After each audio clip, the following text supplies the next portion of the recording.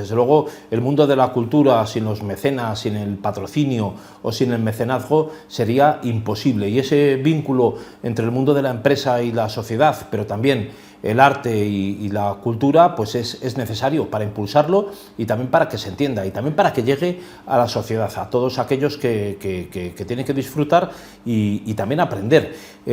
Recientemente se está haciendo una apuesta desde la Fundación Pintor Enrique Ochoa, aquel pintor que era un pintor que algunos le llamaban pintor de la música o también poeta de la pintura, porque fue ilustrador de grandes poetas como Rubén Darío y García Lorca. Pues se está haciendo ahora mismo una apuesta, y el Instituto Cervantes en Nueva York, ahora nos lo van a explicar, porque vamos a tener aquí al presidente de esta fundación, que es don José Estevez. Es actualmente no solamente el presidente de la Fundación Pintor Enrique Ochoa, sino también es socio director y jefe del departamento de nuevas tecnologías del gabinete del bufete de abogados Cremades y Calvo Sotelo. Es un letrado que una de sus funciones, uno de sus papeles es la defensa de los accionistas minoritarios en Europa de diferentes compañías. Ha dirigido la defensa de accionistas minoritarios en casos importantísimos como el de Siemens Gamesa, también Banco Popular,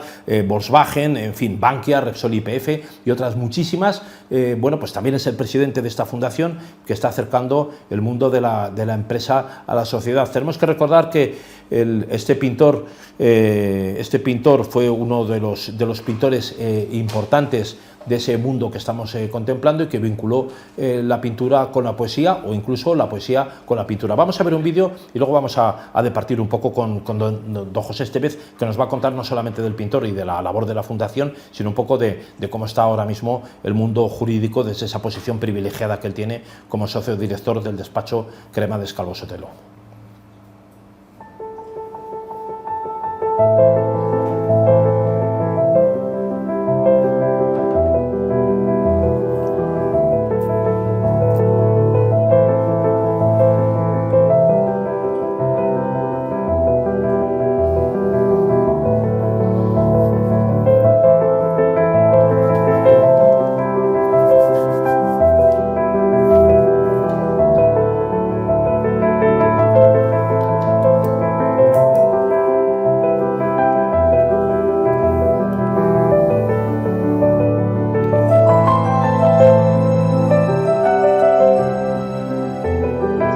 Enrique Ochoa es el pintor de la música, como sabes, pero también fue el poeta de la pintura, porque fue el gran ilustrador de los grandes poetas, de Rubén Darío, sus obras completas, pero también hizo el cuadro más conocido del poeta Federico García Lorca, y su gran obra de Poeta en Nueva York nos ha inspirado para realizar esta exposición en este centro magnífico, el Instituto Cervantes, una de las grandes sedes de las instituciones españolas en Manhattan.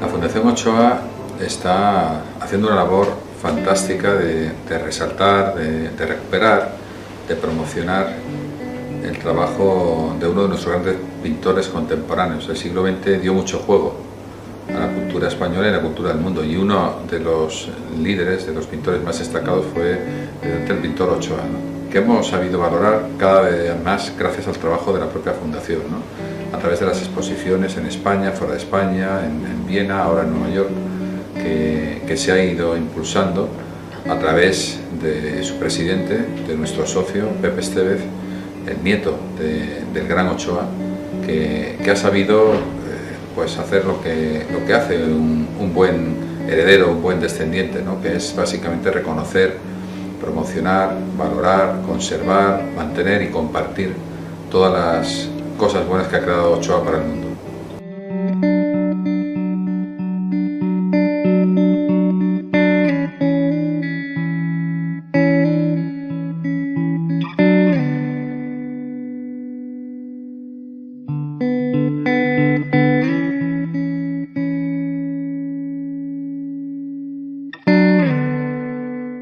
Es un pintor importante, es un personaje muy importante porque se relaciona con la élite cultural de su tiempo, por ejemplo, en el caso bien conocido de Federico García Lorca, y porque además él en su obra sabe evolucionar desde el realismo en el que convivió y en el que nació, como hizo Picasso en su momento, ir evolucionando en el tiempo, en el estilo, hasta crear un verdadero estilo propio. Ochoa también, como Lorca, es un pintor moderno, por un lado modernista, como he dicho, que tiene alusiones a Klimt, a Schiele, se podría decir, pero por otro lado también es ecléctico, es moderno, es hasta surrealista, y todo esto se mostrará en Nueva York.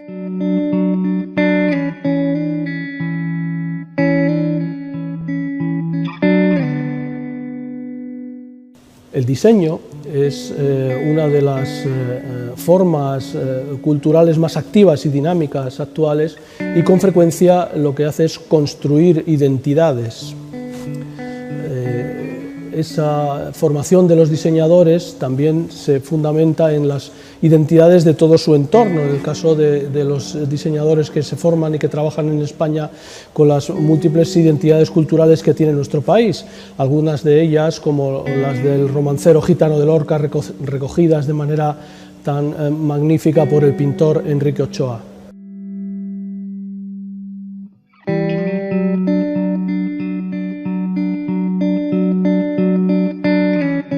Vamos a disfrutar con esta exposición, vamos a mostrar al Ochoa más innovador, el Ochoa que parte del simbolismo inspirado en los poemas de Lorca, también en los poemas del modernismo, que él fue el gran pintor del modernismo, como sabes, pero además vamos a tratar de mostrar cómo Ochoa es un vanguardista, un innovador a finales de los años 30, en sus obras que preceden a lo que luego se llamó la Escuela de California, la escuela de Jackson Pollock, la escuela de Koenig.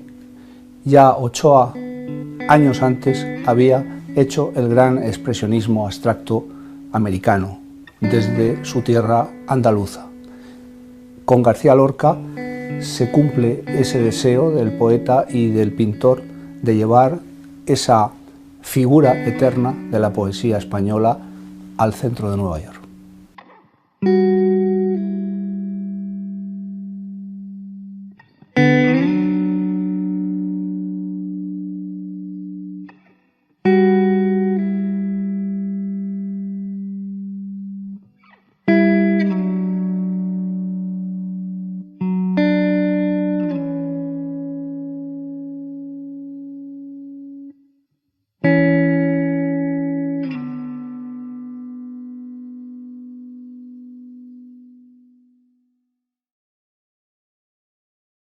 Con nosotros nada más y nada menos que a don José Estévez, que es nieto del pintor Enrique Ochoa.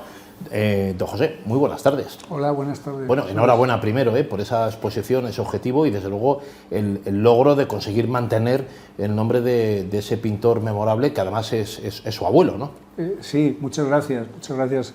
Has hecho una introducción fantástica sobre lo que significa mantener la idea de un pintor, la idea de la cultura. Yo creo que una de las cosas que tenemos que hacer los españoles es estar muy a gusto, muy contentos de los grandes genios que hemos tenido en el siglo XX, y no solamente en pintura, también en literatura. Hablábamos de Lorca, pero hay muchos que no podemos olvidar. Gómez de la Serna, un madrileño, en fin, tantos Valle Inclán, tantos poetas y escritores que nos han alumbrado un camino que no debemos de olvidar, ¿no? Claro. Como cultura. Y que son, don José, además también parte de eso que se entiende que es marca España, ¿no? Porque marca España no es solamente lo que hacemos en el día a día, en esa vorágine que nos consume, ¿no? de intentar sacar adelante nuestras empresas, nuestros negocios. La marca España es la imagen que también tienen los demás de nosotros, que mucho tiene que ver con el arte, ¿no? Sin duda, yo creo que es absolutamente necesario vincular el mundo financiero, el mundo de la tecnología con la cultura, con el teatro, con la música, con la pintura, con la literatura.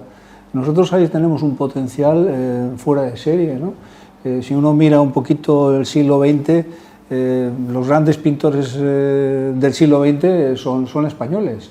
Si uno mira los grandes literatos que han influido en la literatura del siglo XX, pues son españoles, ¿no? Un poeta como Juan Ramón Jiménez, universal. A pesar de todas las circunstancias, ¿no? A pesar de todas las peripecias tan españolas de guerra, y pasa lo mismo con el siglo XIX, ¿no? Tenemos que ser capaces de asimilar y disfrutar de nuestro mundo cultural, porque además es nuestra bandera, es nuestra insignia, claro, de todos. Claro, la exposición acerca de la obra de su abuelo, del pintor Enrique Ochoa, va a estar abierta en el Instituto Cervantes en Nueva York. Estuvo. Sí, la exposición, ahora va a haber una exposición el día 18 aquí en Madrid, en Santa María de la Cabeza, que vamos a hacer una exposición muy novedosa de una performance de unos arquitectos que van a utilizar varias obras de Ochoa, pero esta exposición fue inmediatamente anterior a la pandemia. La llevamos a Nueva York, fue un esfuerzo inmenso, porque claro, una exposición de esta magnitud en el Instituto Cervantes, pues gracias al esfuerzo de la Fundación y de algunas empresas como Europa, que nos ayudó a poder llevar la obra. Hablamos de obras de dimensiones de 2 metros y del propio Instituto Cervantes, que nos permitió, enormes, claro, con el centenario de la muerte, del nacimiento de Lorca, que fue muy importante también. Claro, su abuelo fue Enrique Ochoa, uno de los primeros pintores que no solamente se dejó, digamos, cautivar por el esfuerzo de mecenas o por patrocinios, por encargo de obra privada, digamos, de la burguesía o de la aristocracia, de las grandes fortunas, sino que también trabajó, también se le llamó, porque hemos dicho que se le conocía como el poeta de la pintura, ¿no? Sí. Porque se vinculó también pues a esa obra, a esa vanguardia que había en aquella época.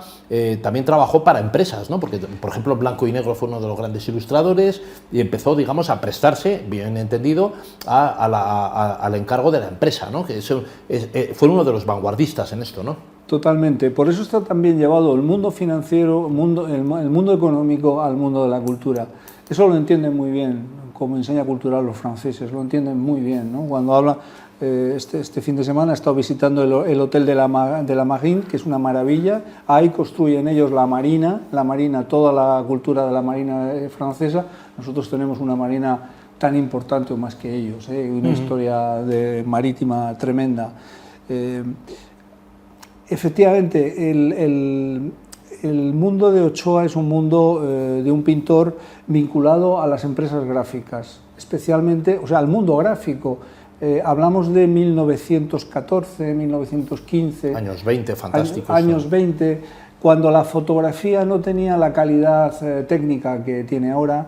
Las grandes empresas editoriales, sucesores de Rivadeneira, tú conoces muy bien, La Esfera, el grupo La Esfera, Blanco y Negro... Sí, eso que se llamaba la ilustración. La ilustración como tal, la fotografía no había conseguido, casi todavía no existía la fotografía en color, con lo cual era difícil plasmarla. Claro. Exacto, que se daba tanto para publicidad como para las novelas por entregas. Exacto, por ejemplo, el pulp y todo esto. Sí. Bueno, ahí Ochoa fue uno de los grandes. Ochoa ahí consigue llegar a un público general a través de Blanco y Negro. En el Museo de Blanco y Negro de ABC se conservan más de 160 piezas, algunas de ellas portadas, muy conocidas, algunas de ellas. Y bueno, conectó con ese mundo de lectores, por eso era tremendamente famoso, tremendamente conocido en los años 20, hasta que llegó la Guerra Civil y luego las nuevas tecnologías de aquella época de la fotografía a partir de la Segunda Guerra Mundial, que cambió todo el universo de lo que era la ilustración. Claro, claro. Don José, se hablaba en la película que hemos visto antes, en ese vídeo introductorio de la Escuela de California, lo que influyó el pintor don Enrique Ochoa y también las influencias que él recibió, y se hablaba de las vanguardias. Realmente ahora mismo estamos viviendo, y yo no sé si esto desde la Fundación lo estudian un poco o tendrán una percepción de la situación actual del mundo de la vanguardia, ¿no?, artística, porque sí ha habido vanguardias, y lo hemos visto también hasta la generación de los 80, se ha hablado de vanguardias que unificaban un poco lo que era el diseño, diseño, lo que era la ropa, lo que eran las artes decorativas o las artes plásticas en general, y desde luego don Enrique Ochoa lo vivió, había una vanguardia. Ahora mismo estamos en un momento un poquito ajeno o huérfano de vanguardias, ¿no? No hay una línea clara por la cual los creativos, los artistas en el diseño, en la moda, en la música, trabajan en una línea común. Parece que hay varias líneas a la vez y es difícil esto para los artistas, supongo. No sé si lo tienen estudiado. Acerca un poco de esto le quería hablar porque también tiene un valor económico, ¿no? El mundo del arte, y si no va encauzado por unos estilos o unas modas, es difícil. En este caso parece que en el momento actual no tenemos una vanguardia concreta, ¿no? Sí, el momento actual es un momento de confusión total. Porque las vanguardias arrancan básicamente después de la Primera Guerra Mundial, lo que es el concepto de vanguardia artística. Ochoa fue uno de los grandes vanguardistas. Pero, por ejemplo, entender a Picasso sin entender el arte clásico español es un absurdo. No hay más que ver la primera época suya. No hay nada más que ver la primera época. Y así de muchísimos pintores, ¿no? Entonces, o no se entendería la literatura española posterior a la guerra civil, los años 40, sin entender a Valle Inclán. Sería imposible. Entonces, realmente todo lo que es movimiento artístico mira hacia el futuro, pero parte del pasado. Y lo que, en mi opinión, es una opinión, ocurre ahora, que produce una gran confusión, es que quiere romperse ese cordón umbilical de la cultura, es decir, de la tradición, se quiere romper de una manera abrupta y caótica, como si el mundo de la investigación artística o experimental artística no tuviese sus raíces en anterior. No se crea nada nuevo. Realmente, no lo digo yo, lo decía Borges, el gran escritor, decía: está todo inventado, todas las historias están inventadas, lo único que hacemos... Había un librito que era la Biblioteca de Babel, me parece que sí, se llamaba algo así, ¿no? todo lo de la biblioteca, está todo escrito, lo único que hago es reinventar las historias, y es verdad, el gran Jorge Luis Borges lo decía y no le faltaba razón. Es decir, ahora el mundo presente trata de cortar, trata no de reinventar, sino de inventar la rueda. Realmente está todo inventado, en arte está todo inventado. Y yo diría que en el mundo económico también. Yo diría que ahora también. estamos en una economía de guerra, esto tendríamos que ir al año 22 y luego al año 29 y ir un poco a la posguerra y a la preguerra de la Segunda Guerra Mundial. Y la especulación ya existía en el mercado de los tulipanes. Ahí por el siglo XVII. Sí, efectivamente. Don José, estamos en un momento en el que yo no sé, también un poco por su experiencia a través del despacho Cremades Calvo Sotelo, en un momento en el que ustedes están percibiendo desde esa tutela de los intereses de los empresarios y de los emprendedores españoles, un momento de cambio por cómo se practican las demandas o las defensas, ¿no? De cambio en lo que venía siendo la tradición los últimos 15 o 20 años. ¿Han percibido ustedes un cambio en cómo se plantean los asuntos? ¿Son asuntos distintos? Sí, bueno, los asuntos... ¿O sigue siendo un poco lo mismo? Vamos a ver, nosotros desde el despacho que yo tengo la suerte de liderar con Javier Cremades, tenemos muy claro dónde está nuestra defensa. La defensa está en el interés de los accionistas minoritarios. Ahí fuimos pioneros hace más de 15 años con el tema de Lehman Brothers, el tema de Bankia, del Banco Popular, y realmente hemos pensado, bueno, yo siempre traigo a la cabeza cuando hablo de estas cosas la cita de un premio Nobel que yo admiro mucho, que es Galbraith, que se preguntaba en un libro muy famoso: ¿puede ser el fraude inocente? Ha habido muchos fraudes, ha habido muchos accidentes económicos que afectan a muchísimas personas, a millones de personas que han invertido sus ahorros en productos financieros que ni siquiera ellos entendían, pero lo más triste es que ni siquiera el que le vendía los productos lo entendía.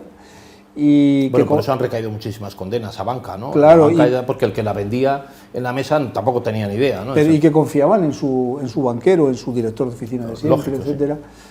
Y esto yo creo que sí que estas acciones, aunque sea paulatino, ¿no?, sí está calando en la opinión pública y sí en las decisiones de los jueces, que de una manera, es verdad que los tribunales están pero sí de una manera paulatinas van dando la razón a los accionistas.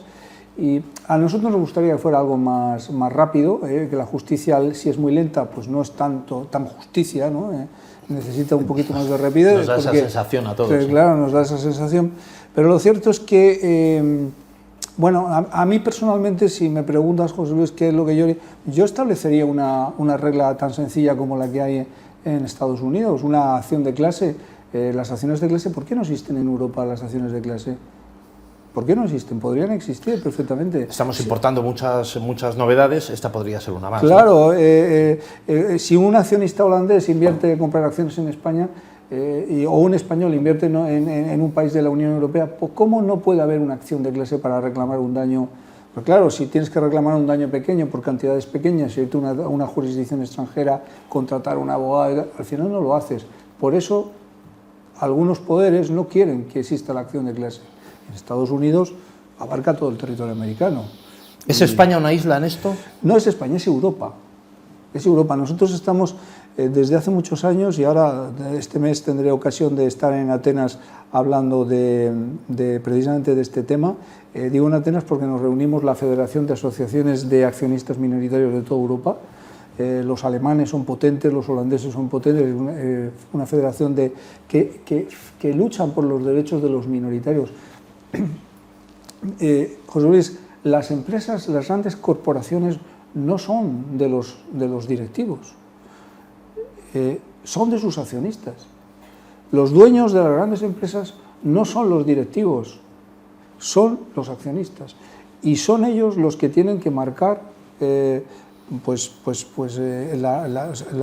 no la estrategia de la compañía, porque para eso están los directivos, pero sí los directivos tienen que pensar en sus accionistas. Son casi los interventores de la en sus accionistas y anualmente. Y en los stakeholders, en los proveedores, está claro. En los empleados también. Es decir, la empresa no es solamente un grupo de poder instalado en la cúspide de la compañía.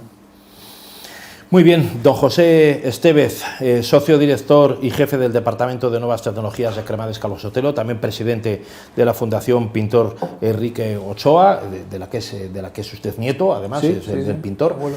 Muchísimas gracias por estar con nosotros. Es un verdadero placer. Sabe que tiene las puertas abiertas aquí en esta casa. Es un verdadero placer, muchas gracias a usted por invitarme. Encantados. Y hasta pronto. Pues muchas gracias por estar, ya sabe que tiene las puertas aquí. Ustedes no se marchen de ahí, en unos segundos volvemos, no se muevan mucho de ahí.